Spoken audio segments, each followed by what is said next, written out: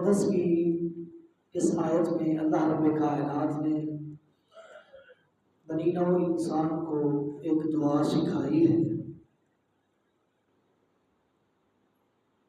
مانگنے کا طریقہ سکھایا ہے، مانگنے کا سلیقہ سکھایا ہے، اور وہ دعا انسان کی دنیاوی فائدے کے لیے بھی ہے اور اخروی فائدے کے لیے بھی ہے کہ بندہ اپنے رب سے یہ التجا کر رہا ہے، یہ آرزو کر رہا ہے، یہ خواہش کر رہا ہے، یہ دعا کر رہا ہے، اہدنا الصراط المستقیم، اے اللہ صراط مستقیم کی ہدایت عطا فرما، صراط مستقیم پر چلنے کی توفیق دے، صراط مستقیم کو ہمارے لیے آسان بنا دے، ہمیں وہ راستہ عطا فرما جو ہدایت کا راستہ ہے، جس راستے پر ہدایت پانے والے لوگ چلے ہیں اس راستے پر چلا۔ یہاں رک کر ایک بات کی وضاحت کرتا ہوں، اور وہ وضاحت یہ ہے کہ ہدایت کی دو قسمیں ہیں،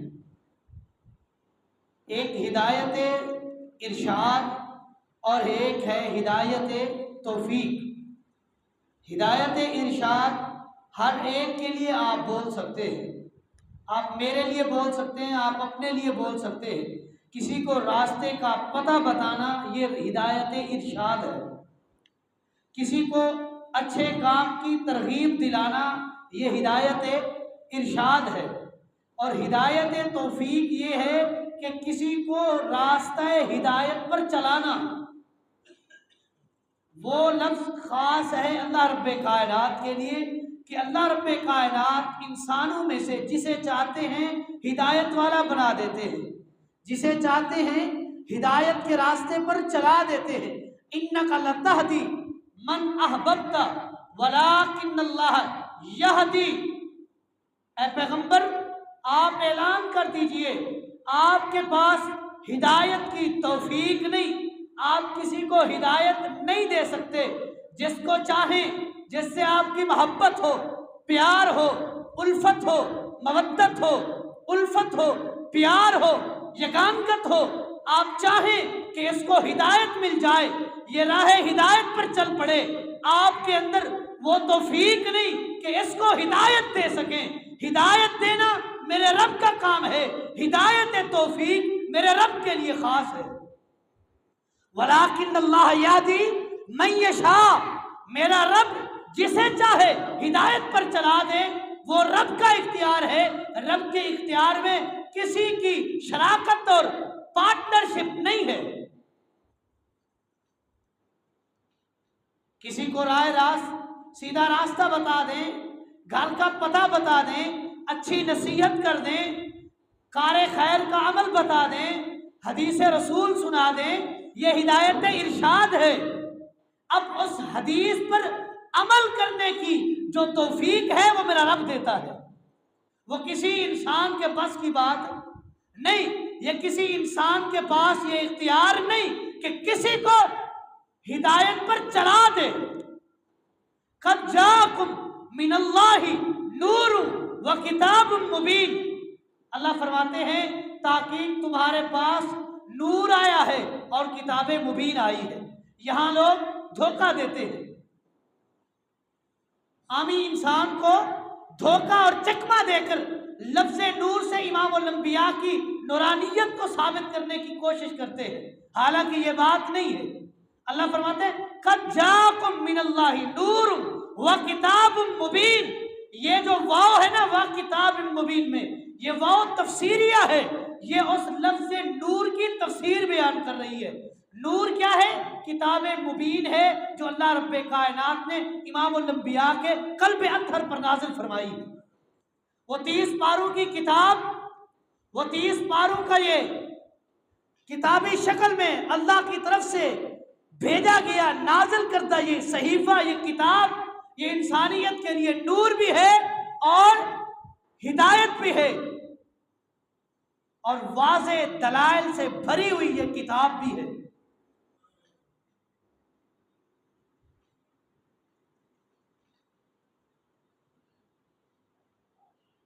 اور ہدایت جو ہے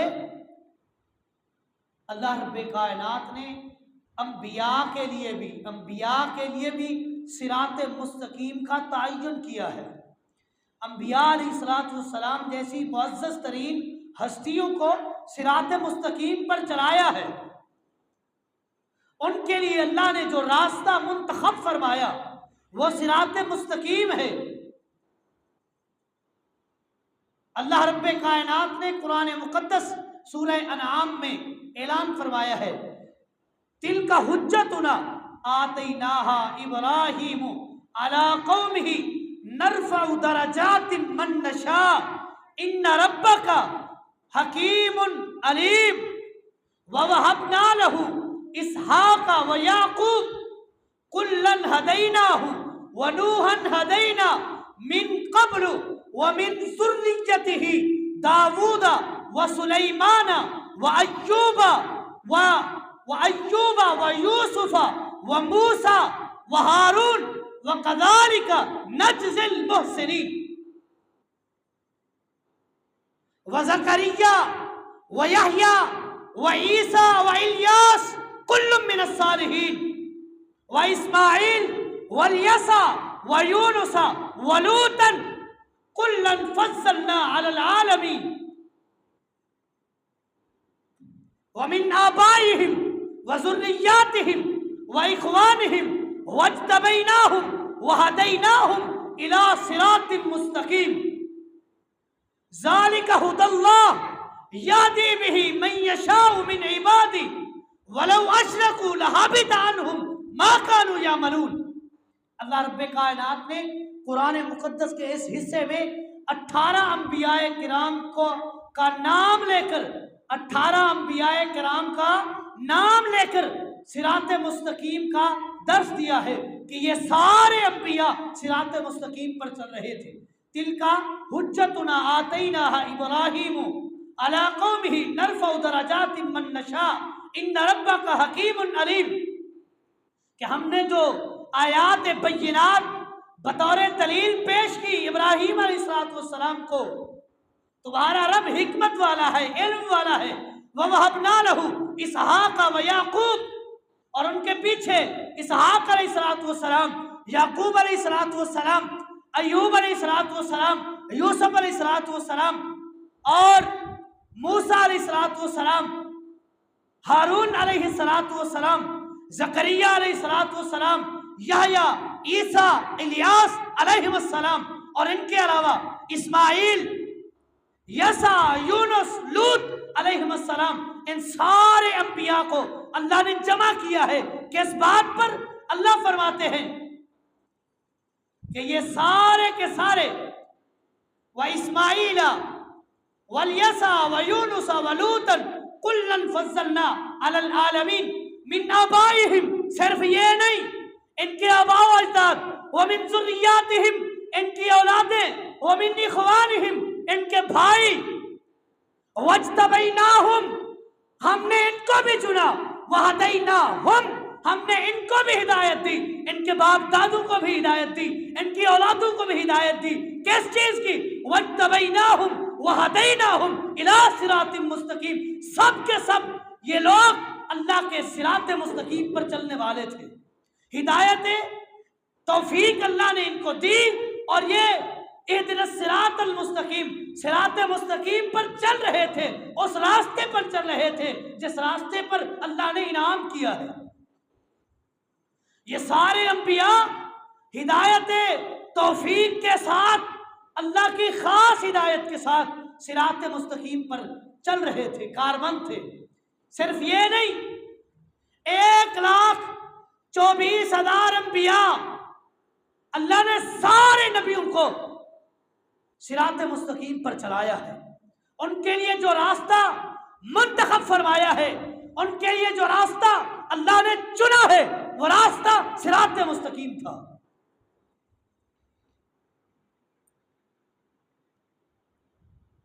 ہود علیہ السلام نے اپنی قوم سے خطاب فرمایا اور کہنے لگے، اے میری قوم کے لوگوں، میں بھی اپنے رب پر توکل کرتا ہوں، تم بھی اپنے رب پر توکل کرو۔ ان ھذا صراطی مستقیما، یہ لفظ توکل جو ہے، رب پر بھروسہ جو ہے، اعتبار جو ہے، اعتماد جو ہے، رب پر جو ٹرسٹ ہے، یہی راستہ صراط مستقیم کا راستہ ہے۔ یہ میرا بھی راستہ ہے، یہ آپ کا بھی راستہ ہے، یہ سیدھا راستہ ہے، یہ جنت میں جانے والا راستہ ہے۔ کہیں اللہ رب کائنات نے قرآن مقدس میں ابراہیم علیہ السلام کا تذکرہ خیر فرمایا، ان ابراہیم کان امۃ قانتا للہ حنیفا شاکرا لانعمہ اجتباہ وہداہ الی صراط مستقیم، کہ میرا ابراہیم جد الانبیاء، جس پر اللہ نے آزمائش کی حد کر دی، اور انہوں نے رب کی آزمائش پر لبیک کہتے ہوئے رب کی ربوبیت کو مانتے ہوئے اپنے بندے ہونے کا ثبوت دیا ہے۔ پھر رب نے جب امتحانات لیے، پھر نوازشات کی بھی رب نے حد کر دی۔ اللہ فرماتے ہیں ان ابراہیم کان امۃ قانتا للہ حنیفا، ابراہیم علیہ السلام اکیلے ابراہیم نہیں، اللہ فرماتے کان امۃ قانتا للہ حنیفا، اکیلے ابراہیم علیہ السلام ان کی حیثیت ایک امت کے برابر ہے، ایک امت کے برابر ہے، اور امت بھی وہ قانتا للہ حنیفا جو یکسو ہو کر رب کے راستے پر چل پڑے، جو رب کی فرما بردار ہو، رب کی اطاعت گزار ہو، رب کی بات ماننے والی ہو، رب کے راستے پر چلنے والی ہو، ہدایت کے راستے پر چلنے والی ہو، صراط مستقیم کے راستے پر چلنے والی ہو۔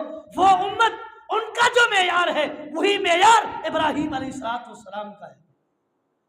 اکیلے ابراہیم ایک امت ہے، شاکرا لانعمہ اجتباہ وہداہ، ہم نے آزمائش کی، انہوں نے آزمائش پر، امتحانات پر صبر کیا، شکر کیا، شاکرا لانعمہ، پھر ہم نے ان پر نوازشات کی، جب بارش برسائی تو ہماری نعمتوں کو دیکھ کر بھی ابراہیم علیہ السلام نے ہمارا شکر ادا کیا، واجتباہ وہداہ الی صراط مستقیم، پھر اللہ فرماتے ہیں جب ہم راضی ہوئے نا ابراہیم سے، واجتباہ، ہم نے ان کو چن لیا، وہداہ الی صراط مستقیم، ہم نے اپنے برگزیدہ پیغمبر جد الانبیاء ابراہیم کو صراط مستقیم دکھا دیا، جس کی میں اور آپ ہر نماز میں دعا کرتے ہیں، اے اللہ اہدنا الصراط المستقیم، اے اللہ ہمیں صراط مستقیم دکھا، صراط مستقیم پر چلا، صراط مستقیم پر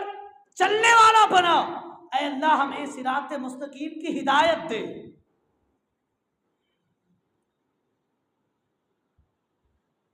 عیسیٰ علیہ السلام کے بارے میں آپ نے بارہا سنا ہے، اللہ نے ان کو بڑا مقام دیا، میراکل اور معجزے عطا فرمائے، لیکن ان کے معجزات میں سے ایک معجزہ یہ بھی ہے، پیدا ہوئے اسی دن انہوں نے قوم سے خطاب کیا تھا۔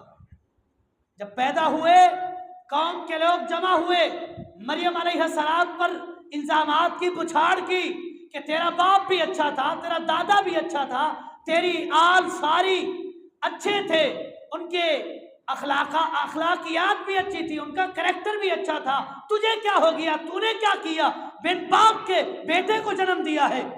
مریم علیہ السلام کو اللہ نے حکم دیا تھا کہ آپ نے خاموش رہنا ہے، کوئی بات نہیں کرنی، یہ سارے جواب آپ کے بطن سے پیدا ہونے والا جو ابھی نو مولود بچہ ہے یہی جواب دے گا۔ عیسیٰ علیہ السلام کی طرف جب مریم علیہ السلام نے اشارہ کیا تو عیسیٰ علیہ السلام نے قوم سے خطاب کیا، بڑا عظیم خطاب، انی عبد اللہ آتانی الکتاب وجعلنی نبیا وجعلنی مبارکا اینما کنت واوصانی بالصلاۃ والزکاۃ ما دمت حیا۔ اور قوم کے لوگوں، میری ماں پر آپ نے الزامات لگائے ہیں، میں کون ہوں؟ انی عبد اللہ، میں اللہ کا بندہ ہوں، آتانی الکتاب وجعلنی نبیا، ابھی بچہ ہوں، آج پیدا ہوا ہوں، لیکن سن لیجئے اللہ مجھے کتاب بھی دے گا اور مجھے نبی بھی بنائے گا۔ وجعلنی مبارکا اینما کنت واوصانی بالصلاۃ والزکاۃ ما دمت حیا۔ اور میری بات بھی سن لو، آج ہی اپنی ماں کے گود میں آپ سے کہہ رہا ہوں اوصانی بالصلاۃ والزکاۃ ما دمت حیا، جب تک زندہ رہو نماز بھی پڑھتے رہو، زکوٰۃ بھی دیتے رہو۔ وبرم بوالدتی ولم یجعلنی جبارا شقیا، اپنے والدین کے ساتھ حسن سلوک بھی کرنا ہے، جبار جابر ظالم اور شقی نہیں بننا۔ ذالک عیسی ابن مریم قول الحق الذی فیہ یمترون، اللہ فرماتے ہیں یہ عیسیٰ علیہ السلام کی بات ہے، اور بات بھی ایسی ہے قول الحق، حق ہے، سچ ہے، اللہ کی طرف سے نازل کرتا ہے۔ الذی فیہ یمترون، لوگ اس میں تبدیلیاں کرنے کی کوشش کرتے ہیں۔ ما کان للہ ان یتخذ من ولد سبحانہ، اور کسی کے لیے یہ بات لائق نہیں کہ کوئی شخص اللہ کے لیے اولاد کو منسوب کرے کہ یہ اللہ کا بیٹا ہے، نعوذ باللہ۔ اللہ کون ہے؟ ان اللہ ربی وربکم فاعبدوہ ھذا صراط مستقیم، میرا رب تو وہ رب ہے جو تمہارا بھی رب ہے، میرا بھی رب ہے۔ فاعبدو، میرے قوم کے لوگوں اسی ایک رب کی عبادت کرو۔ ھذا صراط مستقیم، ایک رب کی عبادت کرو گے سیدھے راستے پر چل پڑو گے۔ اگر رب کی عبادت سے ہٹ کر کسی اور کو معبود تسلیم کرو گے، صراط مستقیم نہیں ملے گا۔ صراط مستقیم رب کی عبادت میں ہے، جو رب کا مطیع بن جائے، رب کا فرما بردار بن جائے، رب کے سامنے جھکنے والا بن جائے، جس کا یہ عقیدہ ہو مشکلیں بھی دینے والا رب ہے، مشکلیں ٹالنے والا بھی رب ہے، وہ صراط مستقیم پر ہے۔ جس کا یہ عقیدہ ہو کہ بیٹے فلاں دیتا ہے، بیٹیاں فلاں دیتا ہے، بیٹے اور بیٹیاں ملا کے فلاں دیتا ہے، باندھ فلاں کر دیتا ہے، ڈوبی کشتی فلاں تار دیتا ہے، مشکل کشا وہ ہے، علی حجویری ہے، داتا ہے، دستگیر ہے، غوث اعظم ہے، علی کل شیء قدیر ہے۔ نہیں، اگر کسی شخص کے عقیدے میں یہ ملاوٹ ہوئی وہ صراط مستقیم پر نہیں ہے۔ جو شخص صراط مستقیم پر نہیں ہے وہ شخص اپنا ٹھکانہ جہنم بنا دے۔ جنت ملے گی اسے جو ہدایت کے راستے پر ہوگا، جو صراط مستقیم پر ہوگا۔ جنت اسے ملے گی جو صراط مستقیم پر ہوگا۔ ایسے نہیں کہہ رہا، رب کا قرآن کہتا ہے وَامْتَازُوا الْيَوْمَ أَيُّهَا الْمُجْرِمِينَ، قیامت کے دن جنتیوں اور جہنمیوں کو جب علیحدہ کیا جائے گا، مجرم علیحدہ ہو جائیں گے۔ وَامْتَازُوا الْيَوْمَ أَيُّهَا الْمُجْرِمِينَ، اللہ فرمائیں گے مجرموں علیحدہ ہو جاؤ، اور میں نے تمہیں کہا تھا اللہ تعبد الشیطان ان الشیطان لکم عدو مبین۔ مجرم اس لیے بنے، راہ راستے اس لیے ہٹے، ہدایت کے راستے سے اس لیے ہٹے، آپ کو ہدایت کے راستے سے اس لیے ہٹا دیا گیا۔ کیوں؟ تم نے اللہ تعبد الشیطان، میں نے کہا تھا شیطان کی عبادت مت کرنا، لیکن تم نے شیطان کی عبادت کی۔ ان الشیطان لکم عدو مبین، پتہ نہیں ہے شیطان تمہارا واضح دشمن ہے۔ یہاں رک کر ایک بات کر کے اپنی بات ختم کرتا ہوں، ٹائم کلوز ہو گیا ہے۔ کبھی کسی کو دیکھا ہے کہ کوئی شیطان کی عبادت کر رہا ہو؟ دیکھا ہے؟ میں نے تو نہیں دیکھا، آپ میں سے کسی نے دیکھا ہو کوئی شیطان کی عبادت کرتا ہو؟ نہیں۔ تو اللہ نے کیا کہا؟ اللہ تعبد الشیطان ان الشیطان لکم عدو مبین، شیطان کی عبادت مت کرنا۔ گویا رب کے علاوہ کسی اور کی عبادت کرو گے، کسی اور کو داتا مانو گے، دستگیر مانو گے تو شیطان کی عبادت کر رہے ہو۔ نہیں بات سمجھ آئی؟ امام الانبیاء نے ایک مرتبہ کہا تھا کہ اللہ نے یہودیوں اور عیسائیوں پر لعنت کی ہے۔ کیوں؟ انہوں نے اپنے علماء کی عبادت شروع کر دی، اپنے علماء کو رب بنا دیا، اپنے بڑے بڑے علماء کو رب مانا، ان کی عبادت کی۔ سیدنا علی رضی اللہ تعالیٰ عنہ وہاں بیٹھے ہوئے تھے، کہنے لگے اللہ کے رسول میں تو یہودیوں کا بہت بڑا عالم تھا، مجھے تو میرے پیشوا، میرے ماننے والے میری عبادت تو نہیں کرتے تھے۔ امام الانبیاء نے فرمایا ہاں نہیں کرتے تھے۔ تو سیدنا علی نے کہا اللہ کے رسول رب کا قرآن کہتا ہے کہ ان لوگوں نے اپنے بڑے بڑے علماء کو رب مانا، جب عبادت نہیں کرتے تھے تو رب نے قرآن میں کیوں کہا؟ امام الانبیاء نے فرمایا اے علی کیا تو یہ نہیں جانتا جب تمہارے بڑے علماء اللہ کی کسی حلال کردہ چیز کو حلال حرام کرتے تھے تم اس کو کیا مانتے تھے؟ کہا حرام مانتے تھے۔ جب اللہ کی حرام کردہ چیز کو تمہارے علماء حلال قرار دیتے تھے کیا مانتے تھے؟ حلال مانتے تھے۔ امام الانبیاء نے فرمایا یہی تو عبادت ہے، جو تمہارے علماء کہتے رہے، جو تمہارے بڑے کہتے رہے، جو تمہارے بزرگ کرتے رہے، وہی دیکھ کر آپ نے بھی کرنا شروع کر دیا، یہی عبادت ہے۔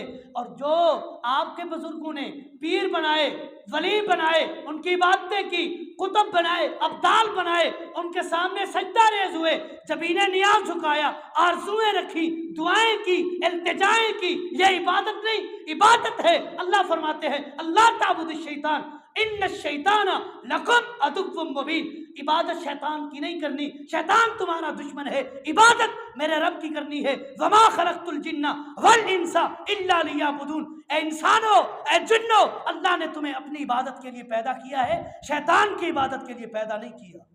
لہذا شیطان کی عبادت سے پیچھے ہٹیے، رب کی عبادت کیجئے، اور رب سے ہر نماز میں یہ دعا مانگیے، اے اللہ اہدنا الصراط المستقیم، صراط مستقیم دکھا۔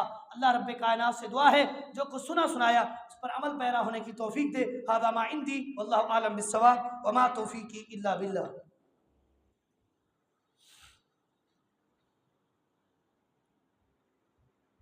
الحمدللہ نحمدہ ونستعینہ ونستغفرہ